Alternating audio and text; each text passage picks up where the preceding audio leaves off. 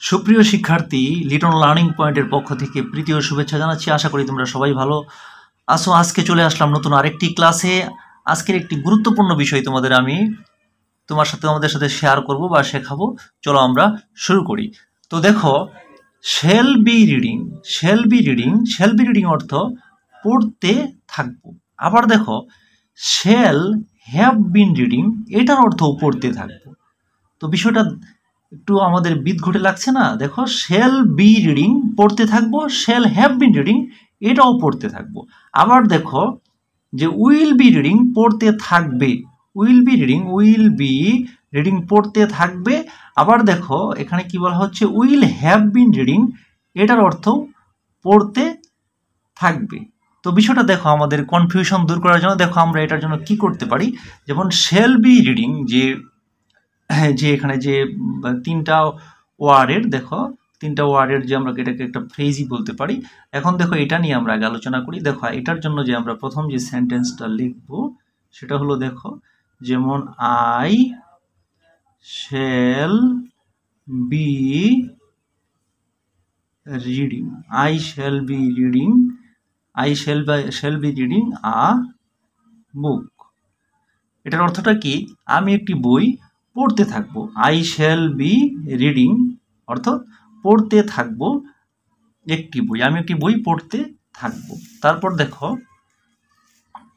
দেখো প্রিয় শিক্ষার্থী, তারপর আমি আবার লিখলাম, দেখো এইভাবে আরেকটা সেন্টেন্স আমি কি লিখতেছি। দেখো আরেকটা সেন্টেন্স আমাদের কি, আই শ্যাল, দেখো আই শ্যাল যেটা, আই শ্যাল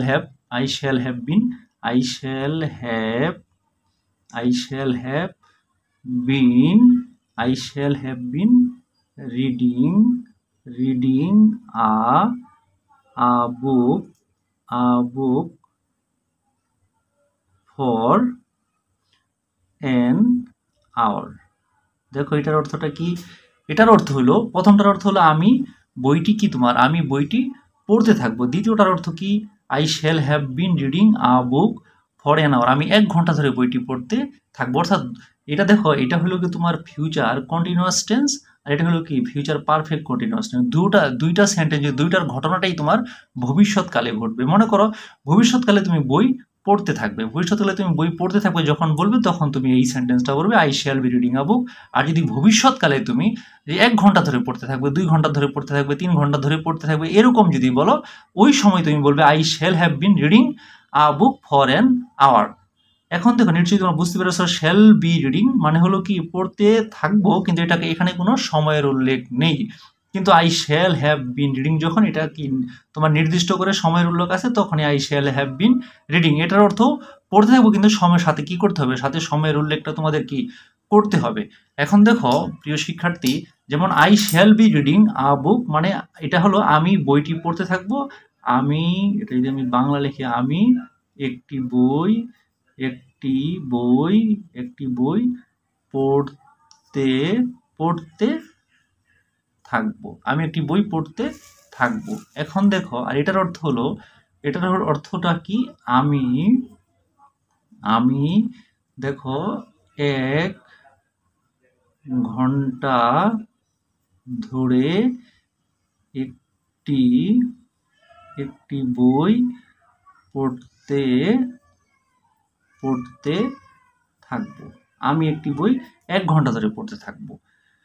তো এক্ষেত্রে দেখো, এখন দেখো ধরে, ফরের জন্য আমরা সবাই জানি যে ফরের জন্য ধরে হয়, ধরে বা যাবত থাকলে, ধরে বা যাবত থাকে কোনো সেন্টেন্সে, সেক্ষেত্রে আমরা কি করি, সেক্ষেত্রে আমরা তোমার ফরের ব্যবহার করে থাকি। আর যদি দেখো তোমার কি থাকে, যদি দেখো হতে বা থেকে থাকে, তাহলে সেক্ষেত্রে তোমার কি হয়, সিন্স হয়। হতে বা থেকে থাকলে তোমার কি হয়, সেক্ষেত্রে সিন্স হয়ে থাকে। যেমন হতে বা থেকে দিয়ে যদি আমরা একটা সেন্টেন্স লিখি, দেখো প্রিয় শিক্ষার্থী, যেমন আমরা যদি একটা সেন্টেন্স লিখি, হতে বা থেকে দিয়ে আমরা যদি একটা সেন্টেন্স লিখি, সেক্ষেত্রে তোমার কি হবে। যেমন দেখো, যেমন আমি সকাল হতে বিদ্যালয়ে যেতে যেতে থাকবো, আমি সকাল হতে বিদ্যালয়ে যেতে থাকবো। এরকম যদি সেন্টেন্স তোমরা বলো, যেমন দেখো, আমি সকাল হতে I I shall have been, তোমার তারপর দেখো যেতে যাওয়া English going to school since হতে যেহেতু আছে since morning I shall have, দেখো I shall have been going to school since morning, সকাল হতে দেখো I shall have been going মানে আমি যেতে থাকবো টু স্কুল, বিদ্যালয়ে যেতে থাকবো। তারপর